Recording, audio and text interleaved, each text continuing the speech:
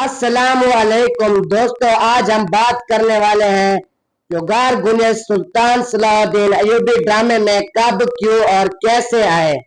آخر ایسی کیا وجہ تھی اس نے قانون ساز توپرا کلا ڈرامے کو صرف 15 ایپیسوڈ بنا کر چھوڑ دیا، اور سلطان صلاح الدین ایوبی ڈرامے میں کیوں انٹر ہوئے۔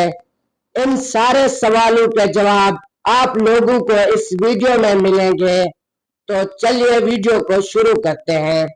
سب سے پہلے بات کرتے ہیں یوگار گنیش نے قانون ساز توپرا کلا ڈرامے کو چھوڑ کر سلطان صلاح الدین ایوبی ڈرامے میں کیوں انٹر ہوئے، جبکہ اس ڈرامے میں اس نے حلیمہ سلطان یعنی اسرا دلجگ سے شادی بھی کر لی تھی۔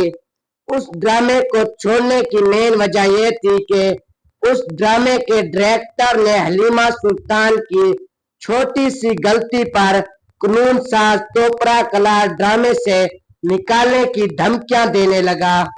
یہ بات اس ڈرامے کی تیسری ایپیسوڈ کی ہے۔ صلاح الدین ایوبی نے اسی وقت ہی ڈرامے سے نکلنے کا فیصلہ کر لیا، لیکن حلیمہ سلطان نے اسے روک لیا۔ جب 15 ایپیسوڈ کی شوٹنگ کے درمیان میں وہی بات چیت ہوئی، صلاح الدین ایوبی اور حلیمہ سلطان فوراً ہی ڈرامے کو چھوڑنے کا فیصلہ کر لیا۔ اس کے بعد قانون ساز توپرا کلا ڈرامے کو پورا کرنے کے لیے الف ارسلان کو آفر ہوئی، لیکن الف ارسلان نے صاف صاف انکار کر دیا۔ تو اب بات کرتے ہیں کہ یوگار گنیش صلاح الدین ایوبی ڈرامے میں کیسے آئے۔